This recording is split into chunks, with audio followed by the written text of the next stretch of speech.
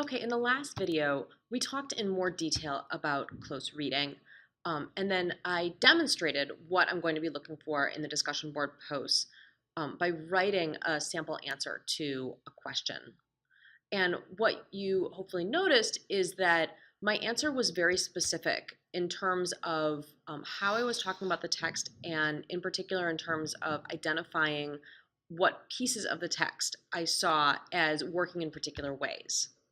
So for your discussion board posts going forward, I would like to see the same level of specificity, both in terms of your formal answers to the discussion board questions and in terms of your responses to other students. This level of specificity is particularly important this week, especially in our reading of Raymond Queneau's Exercises in Style. So I want to give you a little bit of information on Raymond Queneau. Raymond Queneau was a French author. He lived from 1903 to 1976.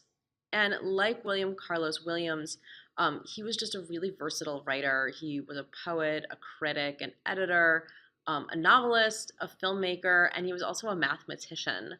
And he was particularly interested in the intellectual workings of the mind and in linguistic and mathematical games.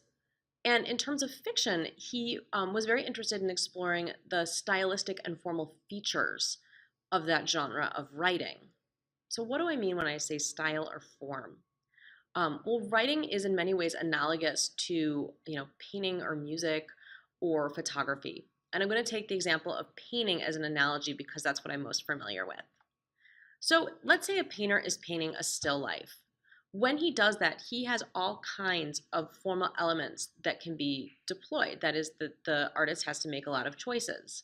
So first and foremost, the artist needs to choose what kind of paint he wants to use and what he wants to paint on, whether he wants to paint on paper or wood or canvas or some other medium. After that, the artist needs to make choices about things like perspective, the subject matter, that is what objects he's going to paint, and the composition, that is how he's going to set up his rendition of those objects in his painting. And then once he's done that, he's going to deploy any number of methods to render that still life in paint. So he is going to use possibly different styles. He might paint that still life in really childlike terms, so it looks like an illustration, or he might paint it really realistic. In fact, he might paint it hyper-realistically so that it looks like a photograph. The author may use an impressionistic style, so it looks like a Renoir, or a Cubist style, so it looks like a Picasso.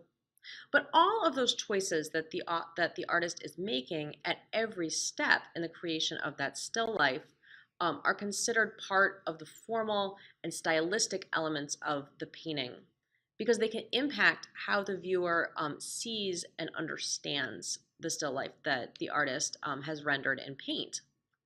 And writers also make these similar kinds of choices. They have any number of choices that are open to them when they begin writing.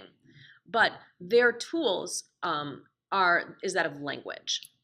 So let's think about how that works in Exercises in Style, because this is really a work that plays with and examines stylistic forms.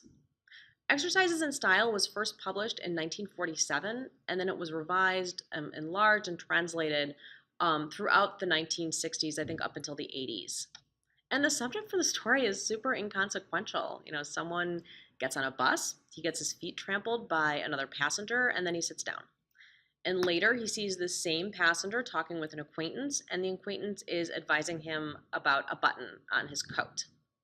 But this incident is retold in 99 different ways, each with a different narrative style. So what happens is Queneau completely prioritizes the formal stylistic choices that he's making and that any author can make when they're telling a story. So we're only going to read a few of the stories that he's written, but I want you to do two things when you're reading the Queneau. The first time that you read the Queneau on your own, I want you to notice the style that the author is using in each individual story. And hint, he usually tells what the style is in the title of the story. Then I want you to identify what the features of that style are. That is, how does the linguistic choices that the author use render the story in a particular style? And I want you to think about how those stylistic elements impact the way you understand the story. Then, when you're rereading your text for the discussion board, I want you to start comparing one style to another. That is, one story to another. And I want you to think about the way the incident, your understanding of the incident, changes from one story to the next based on the author's style. All right, please let me know if you have any questions, and I will see you on the discussion board.